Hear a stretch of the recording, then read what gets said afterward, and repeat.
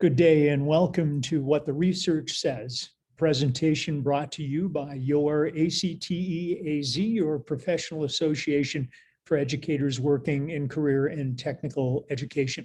My name is John Mulcahy, and I'm happy to bring you this presentation. It is a presentation that we have been bringing to the association membership 2 times per year since 2007. In the early years, we did so because there was a real paucity of research on career and technical education that was available for those of us working in the profession to use to convince stakeholders of the value and importance of career and technical education. I'm happy to report that in the years since 2007, organizations like Advanced CTE, careertech.org, and ACTE have just done a wonderful job of providing fact sheets for us that are available on their website. And I use you to consult those fact sheets often as you make presentations. However, there is still a lack of presentations that you can download and carve up for your particular needs, whether it may be working with a local civic organization, with your school board, or perhaps in-house educational groups that you want to convince about some initiative you have in career and technical education. So please know that this PowerPoint will be available on the ACTEAZ website. And you can download it, carve it up any way you want. You also find, as part of the AZ CTE Leads portion of the website, you'll see all kinds of presentations from the past that you can use for the same purpose. Well, let's jump in and take a look, and let's begin, if we can, at the state of the economy. And it is certainly an exciting time, really an historic time in our economy, as we're really engaging in some structural change as a result of the pandemic. As you know, because you see help wanted signs everywhere, there is a desperate need for workers. The last time I checked, the unemployment rate, and this would be for July 2021, was 5.8%, certainly better than the 14% we were reporting to you not so many months ago. But the problem is there just aren't enough workers, and that is an interesting situation. Most economists believe that this is a situation that will resolve itself in about 3 months, as several things happen. First, students go back to school, so daycare is not the issue that it is now. The number of vaccinations increase and people feel more comfortable about returning safely to the workplace. Also, as folks begin to spend the savings that they have accumulated from whatever the source may be, and then others would add as various types of extended or enhanced unemployment benefits run out. But I might point out that this is an international problem. It's not just in the United States. We have also seen something that's gained headlines is record numbers of resignations. If you look in April alone, 4 million people quit, likely looking for higher wages and better hours after coming out of a year where they may or may not have had more time with their family and reassessing what's important to them in life and work. We also have kind of a massive rethinking of work in America. I think it's interesting that in April, 2.5 million new business applications were proffered, meaning that lots of folks are tired of working for somebody else and are deciding to make that leap to work for themselves.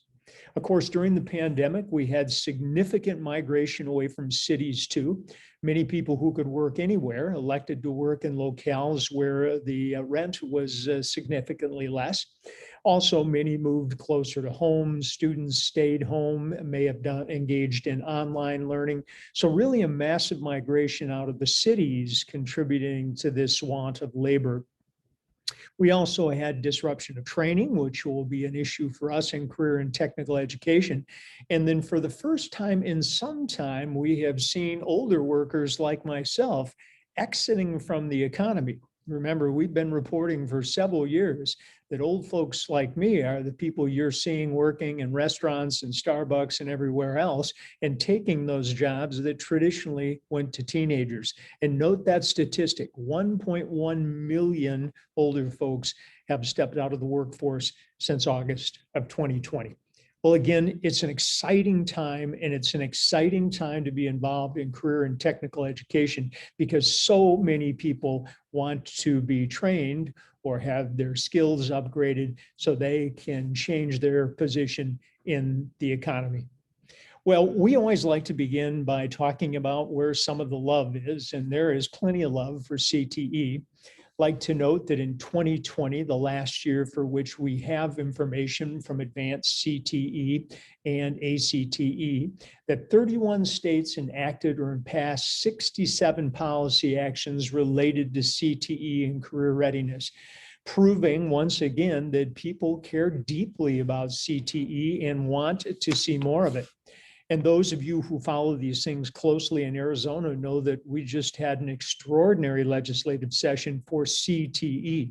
A number of things passed or are pending signatures from the governor, such as fourth-year funding, funding for internships, changes in the law for technical projects, exclusion from the letter grade for CTEAZ.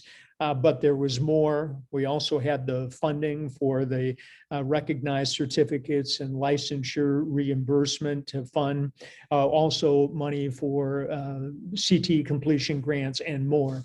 So there is just lots of love for career and technical education as a result of the extraordinary work that you do each and every day. Well, there's more. Also, from a Phi Delta Kappa survey that we have been noting for some time, that there's just a lot of interest from parents in career and technical education. As you can see here, some 82% support job or career skills classes, even if that means students might spend less time in core subjects. Boy, what a change that has been. And this really started with the recession in 2008, has been fueled further by the recession associated with the pandemic. And then note the second piece, 86% of parents say that schools in their communities should offer certificate or licensing programs that qualify students for employment in a given field. Wow, what a change from where it was 10 years ago. Of course, during these presentations, we also try to share with you some of the many studies or publications have come out that have mentioned CTE or talked about the value of CTE. These are many that we have been sharing with you for several years, and I won't read them all. I continue to recommend How the Other Half Learns by Orrin Cass. I think is just a real valuable testament to what we do in career and technical education. For the many of you who are interested in career development, the Bain and Company, the second one there, Making the Leap, is an important one to read about what can occur at the state level to encourage career development, or what's more commonly known as career literacy. And of course, as you move down through this page, you're going to see any number of other ones. If you download this presentation, all the hyperlinks to get you to each one of these publications is available. Well, that's not the end of the list. We also, in 2020, had a large number of additional publications came out that really talked about the value of career and technical education at both the secondary and post-secondary level. Number 16, the indispensable institution, reimaging community college, just talked about how critical the work that our community college brethren is in upgrading and training the workforce we need for economic independence for all. And there are others on this list worth taking a look at. You can see the list continues well into 2021 as we had a number of other additional publications talking about our work and the work that we should be doing in career and technical education. So there is lots of love. Also, we had published not long ago from a Gallup poll, the Arizona We Want, a decade ahead. And in that, one of the critical findings, and there were just a few, is the survey found that 70% or more of all Arizonans agree on 7 shared public values, one of which is a highly educated and skilled population. Arizonans support CTE. They support higher education as well, but they certainly support skill acquisition. Still more that came out this year was perceptions of using CTE to upskill. And you can see what it says here. Some 34% of Americans believe that they need to acquire new skills to advance their careers. 36% say they will acquire these skills through CTE, and some 70% say the country would benefit from increased CTE enrollments. As we know, our country has really gotten it that neglecting CTE for a couple of decades was a terrible thing to do, and we need to right that wrong. Still another one that we have reported to you previously, but is worth taking a look at again, is 8 out of 10 Arizonans favor expanding CTE. And that's good news for us, but mostly it's good news for Arizonans. All right. Well, it's no surprise that there's all this love for career and technical education, because those of us involved in CTE know that it works. Well, we're going to take some time and just update you on a few of the facts. These change just a little bit every year, but we'll share them with them so you have them. Well, first off, in terms of national CTE enrollments, I'm saddened to report that our numbers at the secondary level are down. They were 8.9 million in 18-19 and are down to 7.6 million now, but no surprise to any of you who have taught during the pandemic. The good news is that nearly half our students in CTE concentrate and nearly half are female, meaning that in the aggregate, we have achieved some measure of gender equity, though we know we have work to do in specific programs. And then at the post-secondary level, despite the challenges of the pandemic, they've held steady at about 3.5 million people enrolled in post-secondary CTE. And we really, really need to take our hats off to our post-secondary brethren. They have a completion rate in their programs that's nearly doubled those learners in post-secondary education overall. It's really quite extraordinary. And 86% of adult CTE learners either continue in their education or are employed within 6 months of program completion. So congratulations to our post-secondary brethren for the extraordinary work that they do. Well, I think as all of us talk to citizens about the education that they want for their sons and daughters and fellow young citizens, all of them ultimately say that what their hope is that these young people will achieve economic independence. And also, using different words, but they get at 3 themes. Engagement, they want their kids to come to school every day and graduate on time.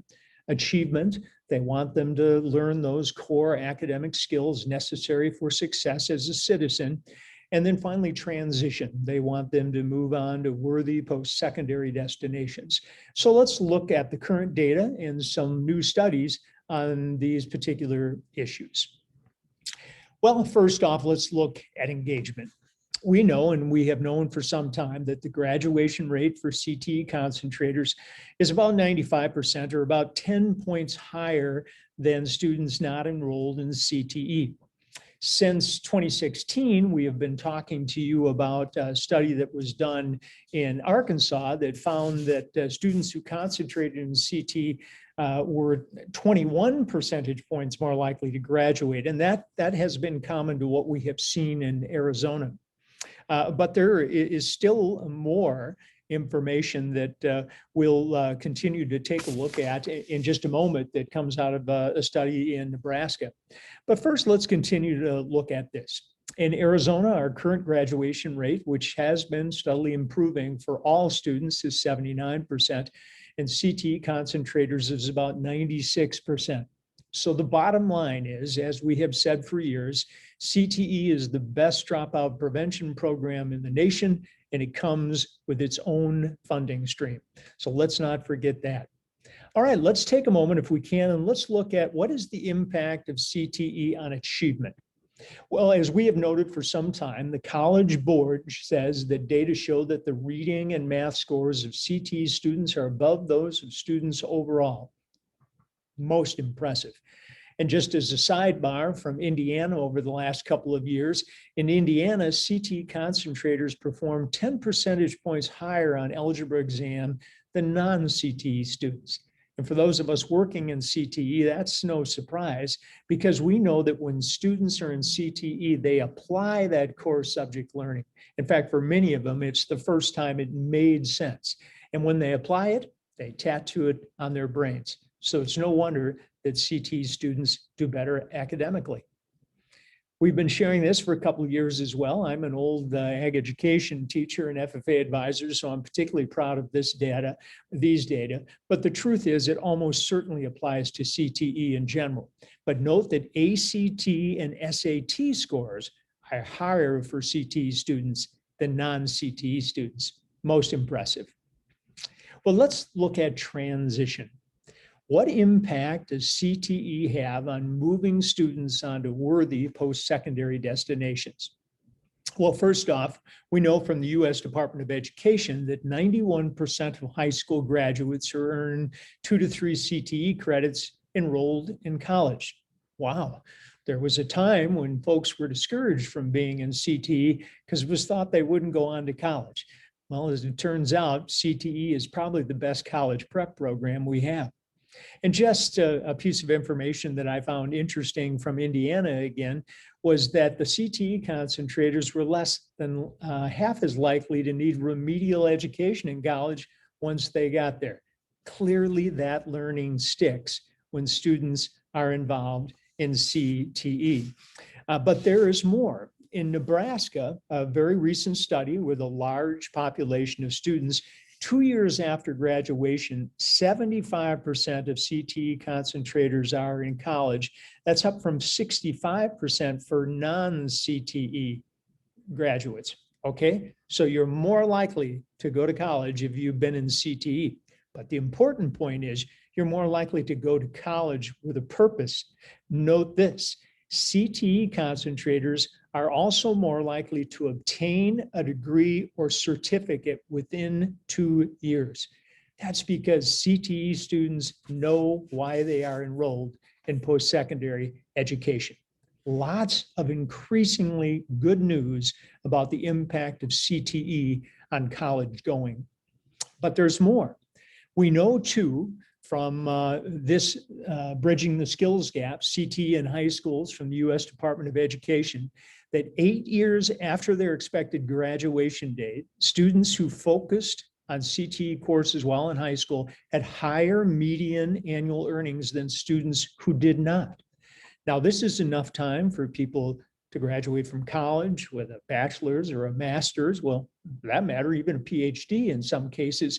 And still, when you aggregate this data, CTE high school graduates do better than non-CTE in terms of earnings. These are all good things about transition data. I think it's also well to remember as we talk about transition that the majority of jobs in America continue to be in this area of middle skill jobs, or what we now call new collar jobs. Those are jobs requiring more than a high school diploma, but less than a baccalaureate.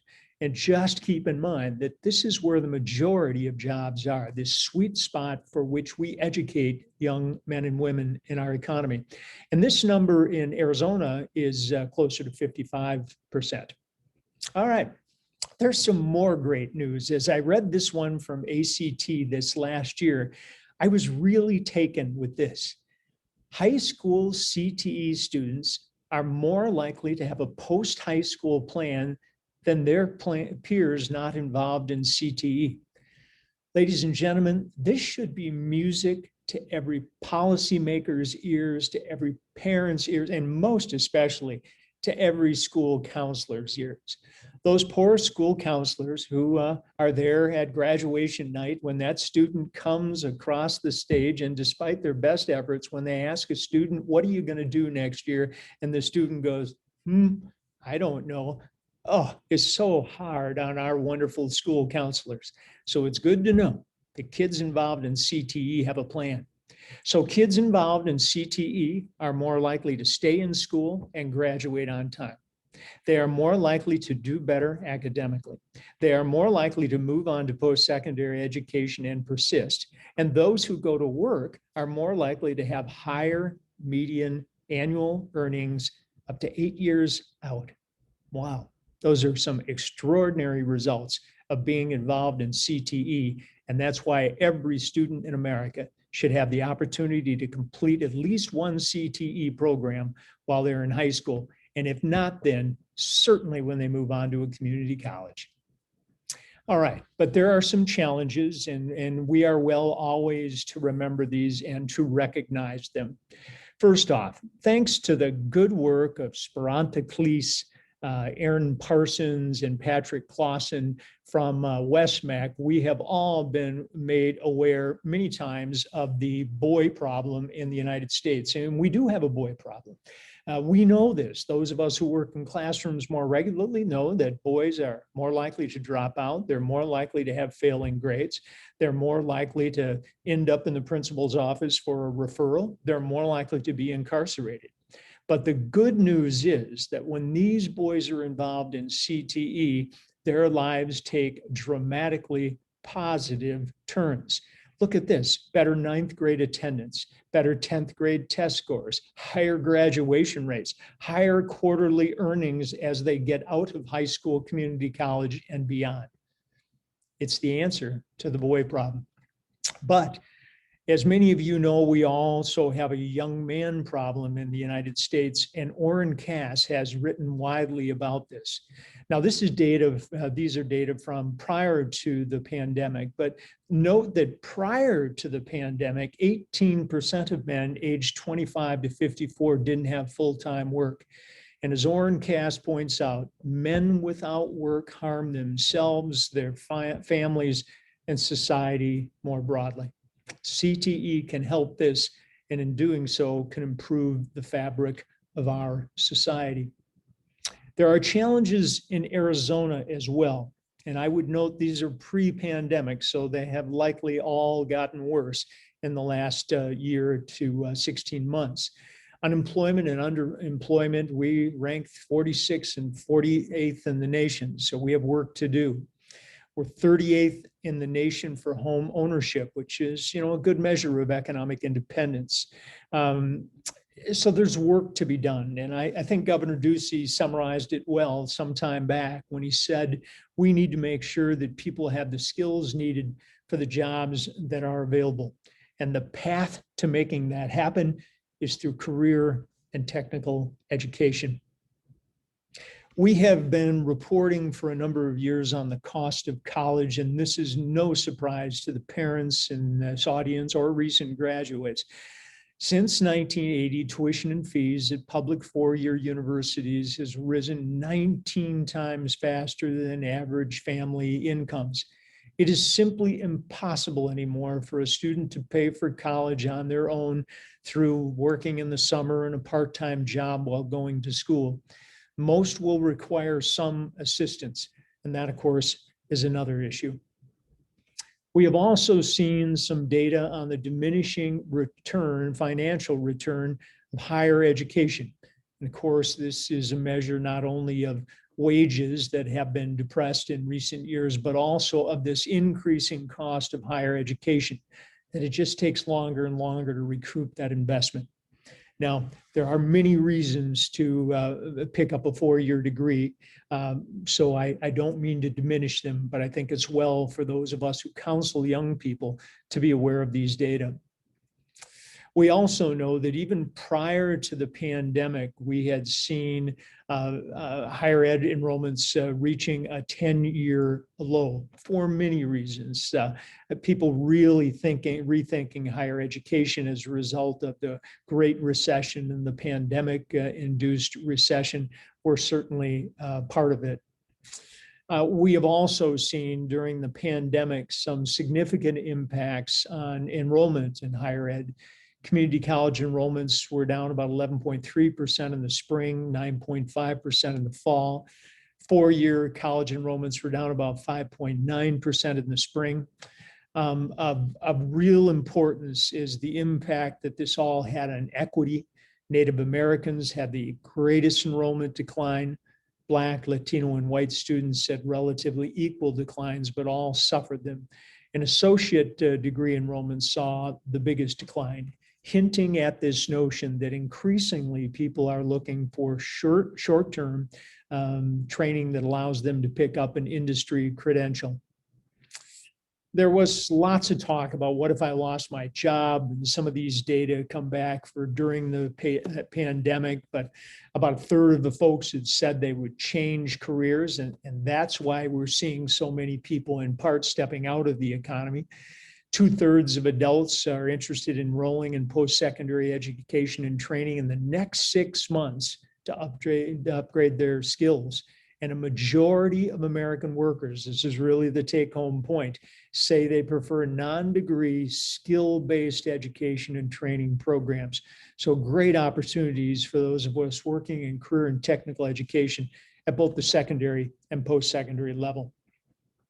Still, another challenge that we must always be cognizant of is the mismatch between the programs that we offer at both our high schools and community colleges and where the jobs are. That, as you can see from these data, there are significant disconnects, and we need to be sure that we do all we can to offer those programs that allow students to obtain high wage careers. At the other end of this is the declining value of the high school diploma. We have talked about the diminishing financial return on four-year degrees, but we also need to recognize that a student left with a high school diploma alone is in peril.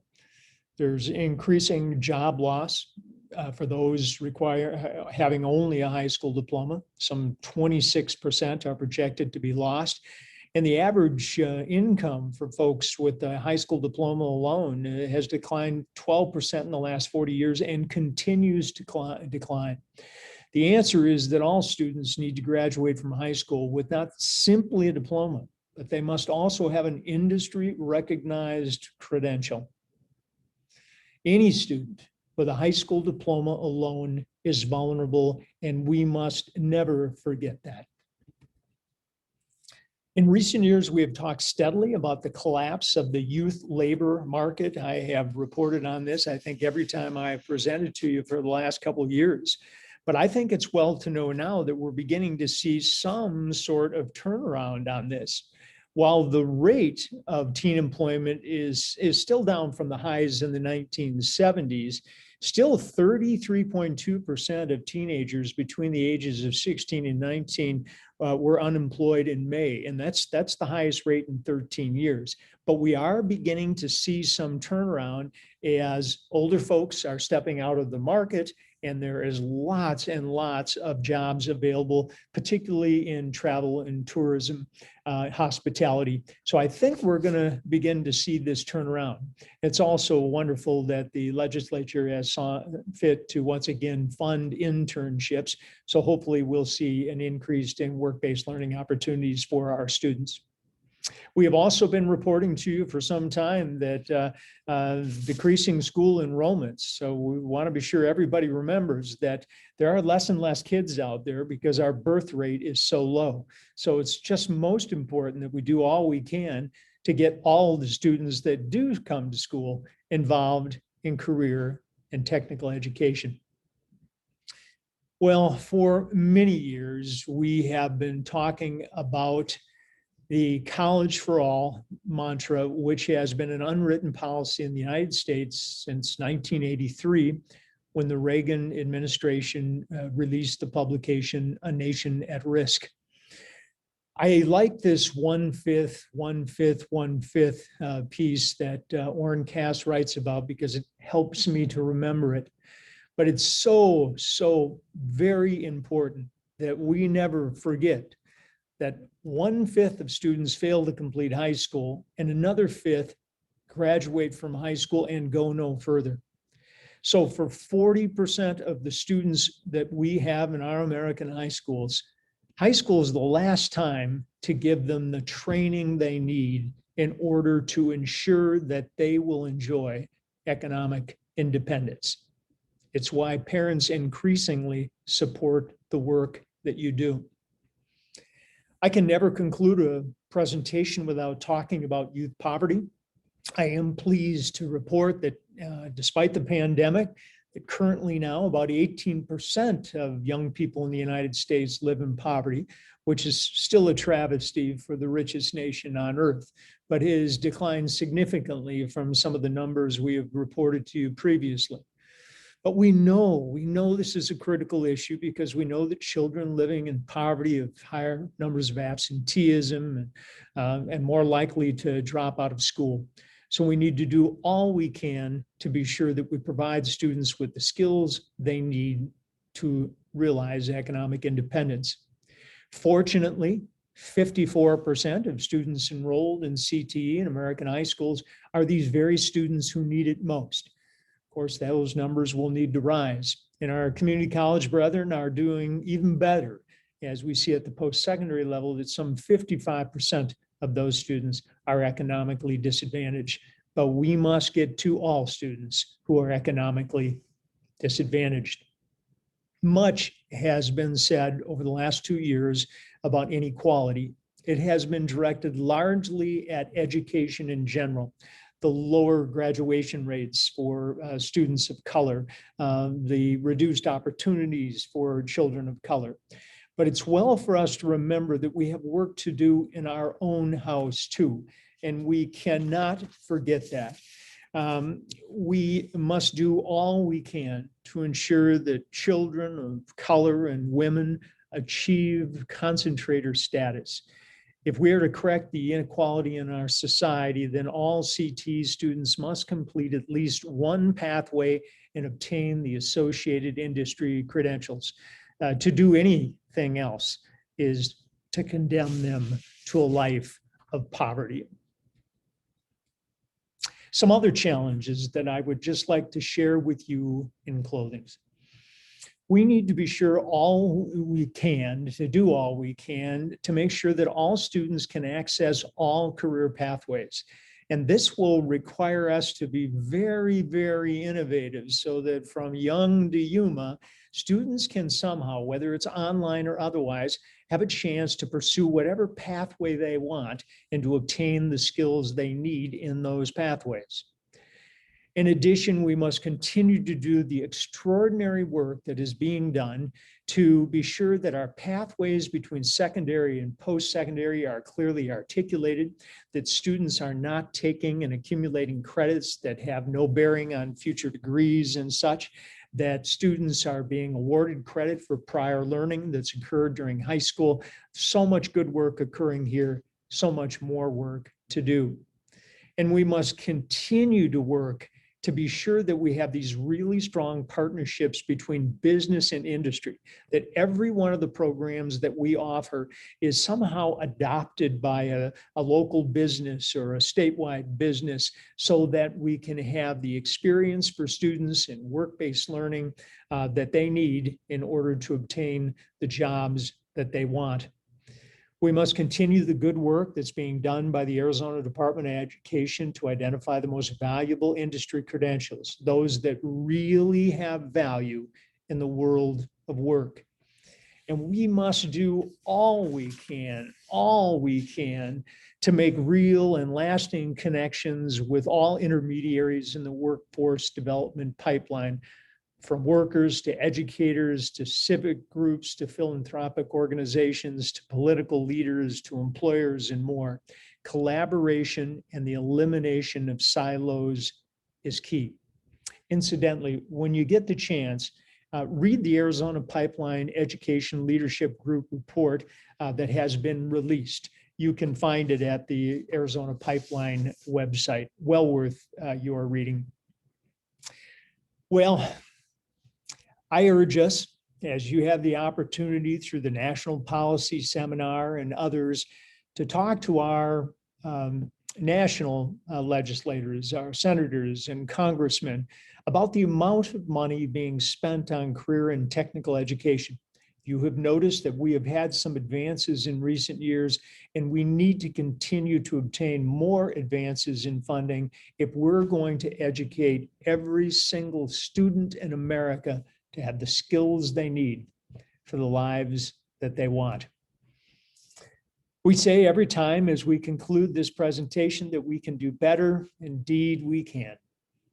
As a Kentucky Business Education Roundtable said in 2020, we need to reinvent American high schools to make a diploma relevant to the economy.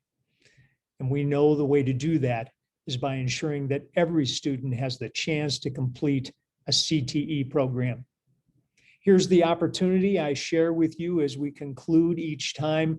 It is the thing that drove me to work for years.